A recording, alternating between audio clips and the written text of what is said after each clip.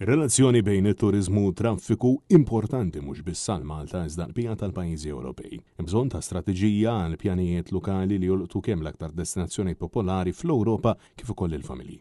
Sostna dan Olger Gelbwitz Marshal ta' West Pomerania wara l-laqgħa tal-membri tal-APP fil-Kumitat tar-Reġuni organizzata fid-Dar Ċentrali tal-Partit Nazzjonalista fejn insista li jridu jiġu indirizzati l-problemi infrastrutturali kemm fil-qalba tal-ibliet kif ukoll madwar l-Irħula. Din il-laqgħa oriġinarjament kellha tiġi organizzata fil-belt ta' Valencia madankollu kawża tal-Malteb qawwi li ħakemm lill-belt Spanjola din il-laqgħa ġiet imtella proprju Malta.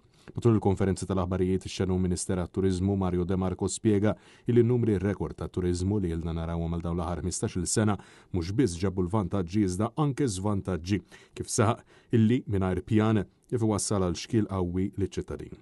Huwa spjega li bħalma qed jiġri fil-bliet fost oħrajn f'Barcellona u Venezja, hekk ukoll qed naraw fenomenu simili f'Malta b'turiżmu bla pjan u strateġija li qed ikun ta' detriment għal familji Maltin wewċin.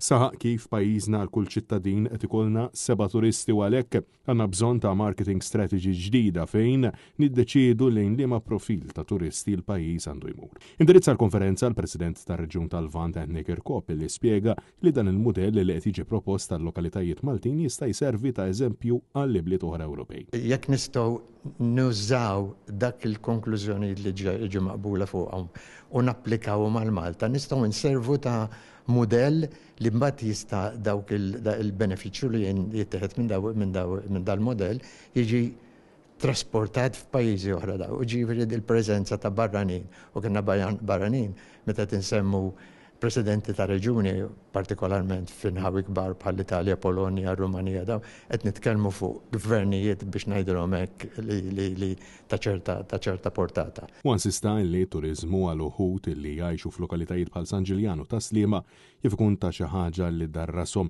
madankollu bi pjan serju din is-sensazzjoni tista' tingħeleb faċilment. Flok li residenti inġaluhom iħarsu lejn it-turiżmu b'mod li m'għandniex bżonnu jew xi ħaġa, hija xi ħaġa li għandna bżonnu, għandna nonkoraġġuh, però għandu jkun f'livelli li jkun kontrollat bil-mod kif għandu jkun biex ikun ta' ġid u mhux ta' żvantaġġ u skumdità kif forsi seta' ġaraw dal-aħħar snin.